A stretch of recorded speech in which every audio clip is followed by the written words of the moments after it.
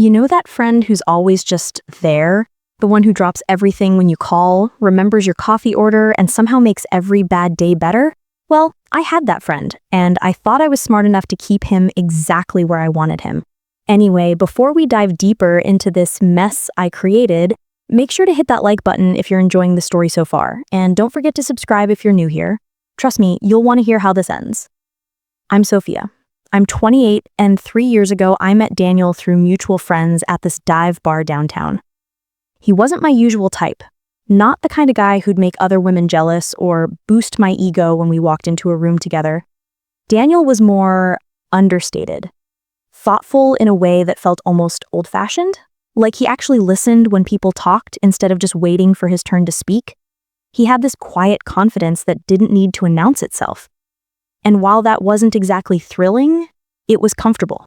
We clicked immediately over our shared hatred of pretentious coffee shops and our ability to roast pretty much anyone within a 5-meter radius. Daniel had this dry sense of humor that caught me off guard. He'd make these perfectly timed observations that had me cracking up when I least expected it. Before I knew it, we were texting constantly, having those marathon phone conversations that somehow lasted until 3 in the morning and hanging out multiple times a week. The thing is, I always knew Daniel had feelings for me. It wasn't subtle. Oh no, not at all. The way he'd light up when I walked into a room, how he'd remember every tiny detail I mentioned, the way he'd drop his own plans if I needed something. And look, I'm not gonna lie and say I didn't enjoy it. Having someone who thought I was amazing, who made me feel like the most important person in his world, that felt incredible. But here's what I told myself. I was being kind by not leading him on. I never explicitly said I had romantic feelings for him, never made promises I couldn't keep. We were just really close friends, and if he chose to interpret that as something more, well, that wasn't really my responsibility, was it? Except maybe I wasn't being as innocent as I thought. Maybe I did let those hugs linger a little longer than necessary. Maybe I did call him when I was feeling lonely, knowing he'd drop everything to come over. Maybe I did lean into him during movies, rest my head on his shoulder, send him good morning texts that felt more intimate than friendly. But that's just how I am with people I care about, right? I'm naturally affectionate. The truth is, Daniel made my life easier in about 100 different ways. He was my emotional support system, my entertainment when I was bored, my ego boost when I needed validation. When dates went wrong, which happened more often than I'd like to admit, Daniel was always there to listen, to make me laugh, to remind me that I deserved better. He never made me feel judged or criticized. He just accepted me exactly as I was. And maybe that acceptance made me a little careless. Daniel was my constant, my safe harbor, and I genuinely believed that's what he wanted to be. I thought I was giving him what he needed, my friendship, my presence in his life, my trust and affection.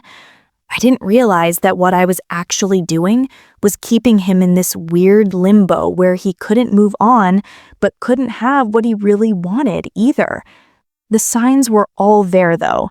The way he'd get quiet when I talked about other guys, how he'd find excuses to touch me, adjusting my necklace, brushing lint off my shirt, playing with my hair when we were watching TV. The way he'd look at me sometimes, like he was trying to memorize my face. I saw it all, and I chose to ignore it because acknowledging it would have meant making a choice I wasn't ready to make. Because here's the thing. I didn't want to lose Daniel, but I also didn't want to be with him. He was too available, too eager to please, too willing to put me on this pedestal I didn't deserve. Daniel wasn't weak exactly, but there was something about how easily he'd bend to my will that made me lose respect for him. Even though I'd never admit that out loud, I wanted passion, excitement, the kind of relationship that felt like an adventure. Daniel felt like settling.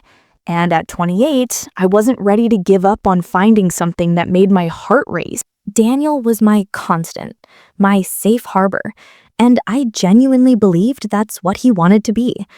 I thought I was giving him what he needed, my friendship, my presence in his life, my trust, and affection. I didn't realize that what I was actually doing was keeping him in this weird limbo where he couldn't move on but couldn't have what he really wanted either. The signs were all there though. The way he'd get quiet when I talked about other guys, how he'd find excuses to touch me, adjusting my necklace, brushing lint off my shirt, playing with my hair when we were watching TV. The way he'd look at me sometimes, like he was trying to memorize my face. I saw it all, and I chose to ignore it because acknowledging it would have meant making a choice I wasn't ready to make. Because here's the thing. I didn't want to lose Daniel, but I also didn't want to be with him. He was too available, too eager to please, too willing to put me on this pedestal I didn't deserve. Daniel wasn't weak exactly, but there was something about how easily he'd bend to my will that made me lose respect for him. Even though I'd never admit that out loud, I wanted passion, excitement, the kind of relationship that felt like an adventure. Daniel felt like settling, and at 28, I wasn't ready to give up on finding something that made my heart race. So I kept things exactly as they were, walking this careful line between friendship and something more, taking everything Daniel offered while giving just enough back to keep him hoping. I told myself I was protecting both of us, him from rejection, me from losing someone who'd become essential to my happiness. That night, everything changed. Started like any other. I'd had a brutal week at work. My boss was being a complete nightmare, and my ex had posted some smug photo online that made me want to throw my phone across the room. Daniel invited me over to watch some indie film neither of us really cared about, and I figured, why not? I needed the distraction, and he always made me feel better about everything. We were halfway through the movie when I started feeling overwhelmed by everything that had gone wrong lately. Without really thinking about it, I shifted closer to Daniel on the couch and rested my head on his shoulder. He wrapped his arm around me immediately, like it was the most natural thing in the world. And for a moment, everything felt quiet and safe.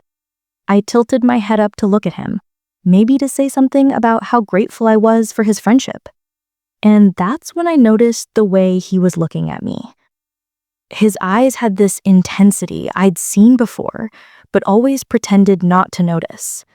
And then slowly, carefully, he started leaning in. My heart started pounding, but not in a good way. This was the moment I'd been avoiding for 3 years, the conversation I never wanted to have. I froze, watching him get closer, knowing I should say something, but not wanting to hurt him. When his lips were just inches from mine, I finally found my voice. "Okay," I said softly, pulling back just enough to break the spell. "Let's not ruin the friendship." Daniel stopped immediately, his expression shifting from hopeful to something I couldn't quite read. For a second, neither of us said anything. Then he smiled. Not his usual genuine smile, but something smaller, more careful. "You're right," he said, sitting back. "I don't want things to get weird between us." I felt this weird mix of relief and disappointment. Relief because I'd avoided having to explicitly reject him. Disappointment because some small part of me had been curious about what it would feel like to kiss him. But that was just the moment talking. I didn't actually want to risk our friendship for something that probably wouldn't work out anyway. "You're my favorite person," I told him, which was true. "I just don't want to mess that up." Daniel nodded, but something in his eyes had changed. "I get it. We're better as friends." The words felt final in a way that made my stomach twist slightly, but I pushed the feeling aside. This was what I wanted, right? To keep things exactly as they were. "You're not upset?" I asked, suddenly needing his reassurance. "No," he said, standing up to grab his jacket. "You were being direct. That's enough." He was leaving. Daniel never left early, especially not when I was having a rough week. "You don't have to go," I said quickly.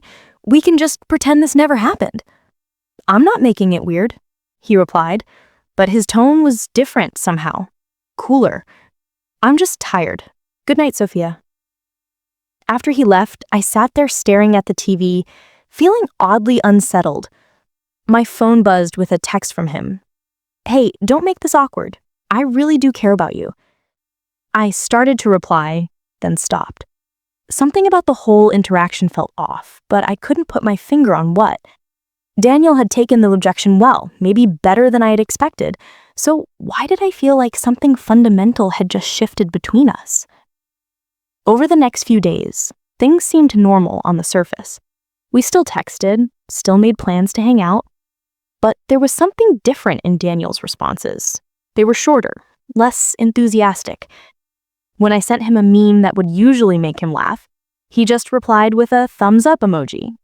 When I called him late at night because I couldn't sleep, he answered, but the conversation felt stilted, like he was distracted. "You okay?" I asked him one evening. "You've been kind of distant lately." "Yeah, just busy with work stuff," he said. But it didn't ring true. Daniel had never been too busy for me before. "We're good though, right? After the other night?" "Of course we're good, Sophia. Nothing's changed." But something had changed, even if I couldn't define what it was.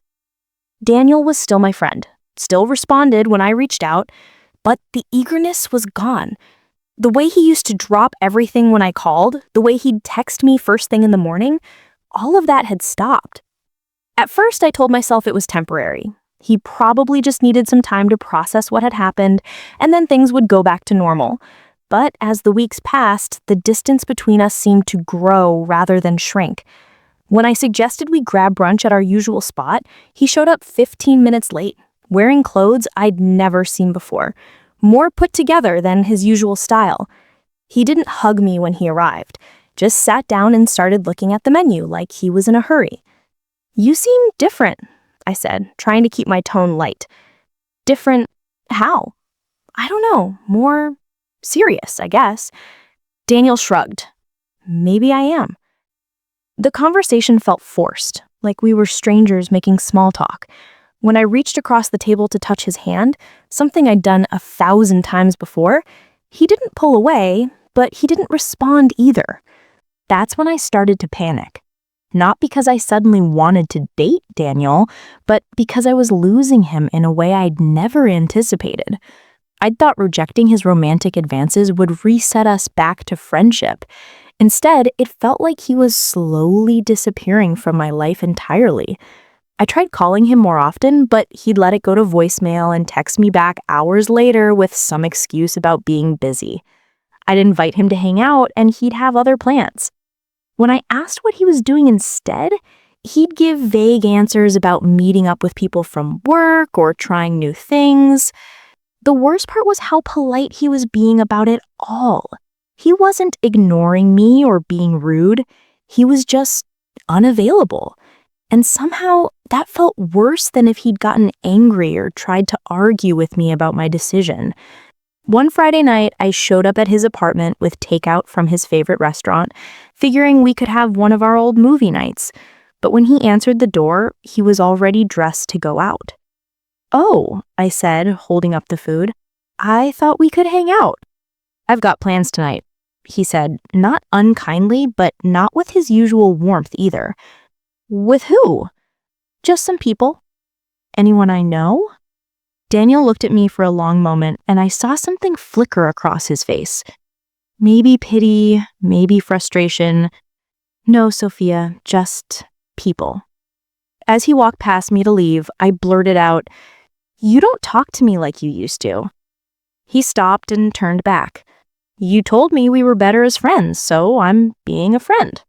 "This isn't what I meant," I said, hating how desperate I sounded. "But it's what you asked for." And then he left, leaving me standing in his hallway with a bag of cooling food and the sudden, terrifying realization that I might have miscalculated everything. That night, I sent him a long text, not quite an apology, but an attempt to explain how much our friendship meant to me, how I hated that things felt weird between us. I told him I missed talking to him, missed feeling like I had my best friend back. He never responded. The silence wasn't cruel. It was worse than that. It was indifferent. And for the first time in 3 years, I started to understand that Daniel might actually be serious about moving on. Over the next month, I watched from the sidelines as Daniel seemed to build an entirely new life that didn't include me. He started going to the gym regularly, joined some kind of social group, and began posting photos on social media of himself at places I'd never been, with people I'd never met. The Daniel in these photos looked different somehow, more confident, more relaxed, like he'd been holding his breath for years and finally learned how to exhale. And the more I saw of this new version of Daniel, the more I realized what I'd lost. Not just his romantic interest, but his friendship, his attention, his unwavering belief that I was worth prioritizing above everything else in his life. I thought I was being smart by keeping him at arm's length, maintaining the perfect balance between too much and too little. Instead, I'd pushed him so far away that he'd found a completely different life, one where I wasn't the center of his universe anymore. And honestly, if this story is resonating with you, if you've ever been in a situation like this, whether you're the Sophia or the Daniel, do me a huge favor and smash that like button, drop a comment telling me your thoughts, and subscribe if you haven't already. It really helps a small creator like me, and I genuinely want to know if you think I deserved what happened next, because things are about to get even more complicated. The worst part was that I was starting to realize I didn't just miss having Daniel as my emotional support system. I missed him. The way he laughed at my jokes, the way he remembered things that mattered to me, the way he made me feel like I was the most interesting person in any room. But it was too late for that realization because Daniel had already figured out how to be happy without me. And watching him thrive while I felt like I was falling apart was the most painful lesson I'd ever learned about taking someone's love for granted. I started seeing Daniel around town more often, usually with his new group of friends, at coffee shops I'd never known he frequented, at restaurants we'd never tried together. And every time I saw him, he looked more like the person he was becoming, and less like the person who used to rearrange his entire schedule around my whims. The first time I saw him with Rachel, I almost didn't recognize the situation for what it was.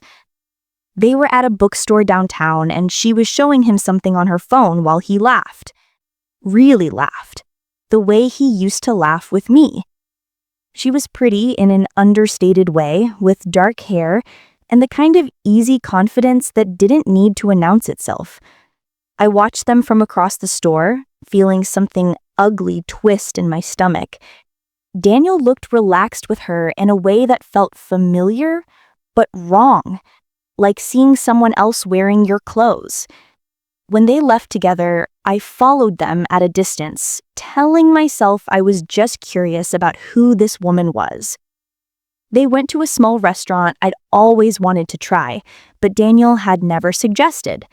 Through the window, I could see them talking animatedly, leaning across the table toward each other. That night, I broke my own rule about not texting Daniel and sent him a casual message. "Saw you downtown today. Who was your friend?" His response was infuriatingly simple. "Just someone from work. She seemed nice." "She is." No elaboration, no invitation to meet her, no acknowledgement of the subtext in my questions. Just polite, distant responses that told me exactly nothing while somehow telling me everything. Over the next few weeks, I became obsessed with finding out more about Rachel. I started checking Daniel's social media constantly, looking for clues about their relationship. When that didn't yield enough information, I began showing up at places I thought I might run into them, always with some excuse about why I happened to be there. The second time I accidentally bumped into them, Daniel's expression when he saw me was unreadable. Rachel was friendly enough, but there was something in her eyes that suggested Daniel had told me about me, though I couldn't guess what he might have said. "Sophia, this is Rachel. Rachel, this is Sophia. We used to be close." Used to be. past tense, like our entire friendship was something that had happened to him once a long time ago. "Nice to meet you," Rachel said with a smile that seemed genuine. "Daniel has mentioned you." I wanted to ask what exactly he'd said, but something in Daniel's posture warned me off. Instead, the worst part was that I was starting to realize I didn't just miss having Daniel as my emotional support system. I missed him. The way he laughed at my jokes, the way he remembered things that mattered to me, the way he made me feel like I was the most interesting person in any room. But it was too late for that realization because Daniel had already figured out how to be happy without me. And watching him thrive while I felt like I was falling apart was the most painful lesson I'd ever learned about taking someone's love for granted. I started seeing Daniel around town more often, usually with his new group of friends, at coffee shops I'd never known he frequented, at restaurants we'd never tried together. And every time I saw him, he looked more like the person he was becoming, and less like the person who used to rearrange his entire schedule around my whims. The first time I saw him with Rachel, I almost didn't recognize the situation for what it was. They were at a bookstore downtown, and she was showing him something on her phone while he laughed. Really laughed. The way he used to laugh with me. She was pretty in an understated way, with dark hair, and the kind of easy confidence that didn't need to announce itself. I watched them from across the store, feeling something ugly twist in my stomach. Daniel looked relaxed with her in a way that felt familiar, but wrong, like seeing someone else wearing your clothes. When they left together, I followed them at a distance, telling myself I was just curious about who this woman was. They went to a small restaurant I'd always wanted to try, but Daniel had never suggested. Through the window, I could see them talking animatedly, leaning across the table toward each other. That night, I broke my own rule about not texting Daniel and sent him a casual message. "Saw you downtown today. Who was your friend?" His response was infuriatingly simple. "Just someone from work." "She seemed nice." "She is." No elaboration, no invitation to meet her, no acknowledgement of the subtext in my questions. Just polite, distant responses that told me exactly nothing while somehow telling me everything. Over the next few weeks, I became obsessed with finding out more about Rachel. I started checking Daniel's social media constantly, looking for clues about their relationship. When that didn't yield enough information, I began showing up at places I thought I might run into them, always with some excuse about why I happened to be there. The second time I accidentally bumped into them, Daniel's expression when he saw me was unreadable. Rachel was friendly enough, but there was something in her eyes that suggested Daniel had told me about me, though I couldn't guess what he might have said. "Sophia, this is Rachel. Rachel, this is Sophia. We used to be close." Used to be. Past tense. Like our entire friendship was something that had happened to him once a long time ago. "Nice to meet you," Rachel said with a smile that seemed genuine. "Daniel has mentioned you." I wanted to ask what exactly he'd said, but something in Daniel's posture warned me off. Instead, I made small talk for a few minutes before excusing myself, feeling like an intruder in a conversation that had been perfectly comfortable before I arrived. That night, I called Daniel for the first time in weeks. He answered on the fourth ring. "What's up, Sophia?" "I just wanted to see how you're doing," I said, trying to sound casual. "We haven't really talked in a while." "I'm good. Busy, but good." "Rachel seems sweet." There was a pause. "She is." "So you two are..." "We're seeing each other." "Yeah." The words hit me harder than I'd expected. That's great. I'm happy for you." "Thanks." Another silence stretched between us. Finally, I said, "I miss talking to you. I miss us." "Sophia," Daniel said gently, "we talked about this. We're friends. That's what you wanted." "I know, but I didn't think it would mean we'd barely speak anymore." "Things change when people move on. Have you moved on? I mean, have you?" "Yeah," he said without hesitation. "I have." After I hung up, I sat in my apartment feeling hollowed out. This wasn't how it was supposed to go. Daniel was supposed to stay in his designated role in my life. Always available, always caring, always there when I needed him. He wasn't supposed to find someone else and build a whole new life that didn't revolve around me. But that's exactly what he'd done. And watching him be happy with someone else was forcing me to confront some uncomfortable truths about myself, about how I'd treated him, about what I'd really lost when I rejected him that night, about the kind of person I'd become without even realizing it. The problem was, even as I started to see my own behavior more clearly, I couldn't seem to stop myself from making it worse. Instead of accepting that Daniel had moved on and trying to be genuinely happy for him, I found myself looking for ways to insert myself back into his life. I started texting him more frequently, sending him memes and inside jokes from our friendship, trying to remind him of what we used to have. When he responded, politely but briefly, I'd call instead, hoping to recreate some of those long conversations we used to have. But Daniel had become a master of the polite brush-off. He'd answer my calls, but keep them short. He'd respond to my texts, but never initiate conversations anymore. And every interaction left me feeling more desperate and pathetic than the last. The breaking point came at Marcus's birthday party 3 months after that night on Daniel's couch. I'd been looking forward to it for weeks, partly because I knew Daniel would be there, and partly because I hoped being around our mutual friends would reset the dynamic between us somehow. But when I arrived, Daniel was already there with Rachel. They weren't being overly affectionate or anything, but there was an easy intimacy between them that made my chest ache. The way she'd touch his arm when she laughed, the way he'd lean in to hear her better over the music, the way they seemed to exist in their own little bubble, even in a crowded room.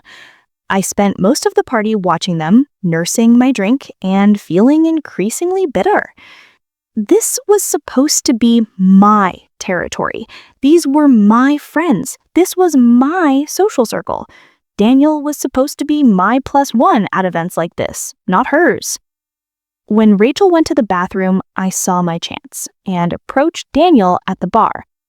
"Hey, stranger," I said, trying for the playful tone we used to share. "Hey, Sophia. Having a good time?" "Yeah, it's fun." "Weird seeing you with someone, though." Daniel looked at me carefully. "Weird how?" "I don't know. I guess I just got used to you being available." The moment the words left my mouth, I knew they were wrong. Daniel's expression shifted, becoming cooler. "Available for what?" "I didn't mean it like that," I backpedaled. "I just meant we used to do everything together. It's an adjustment." "You made your choice about that, Sophia. I respected it." "I know, but what? You thought I'd just wait around forever?"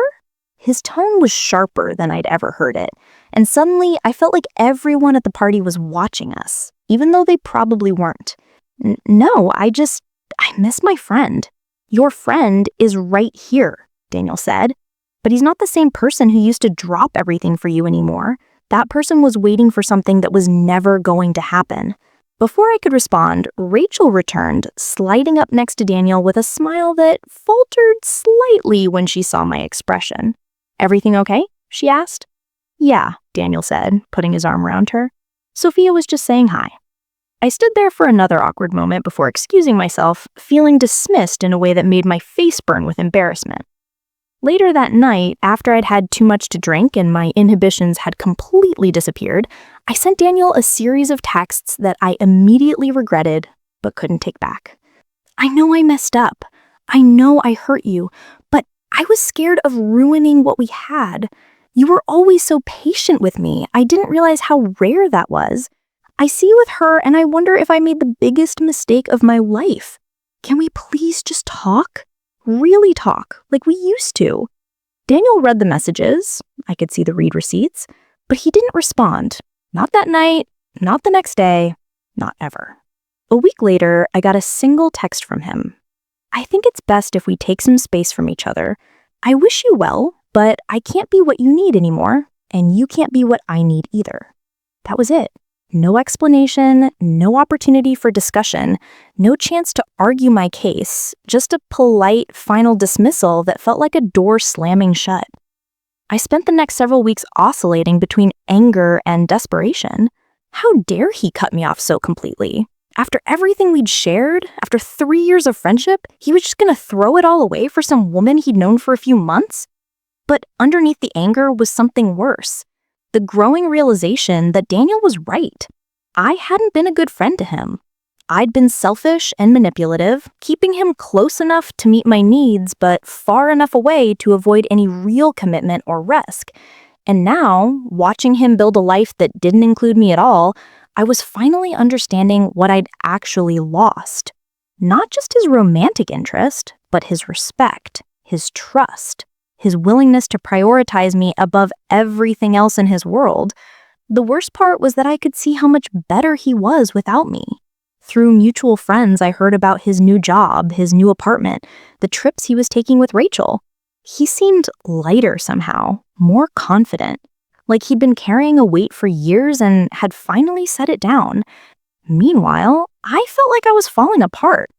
Without Daniel as my emotional safety net, I had to confront how few genuine connections I'd actually cultivated.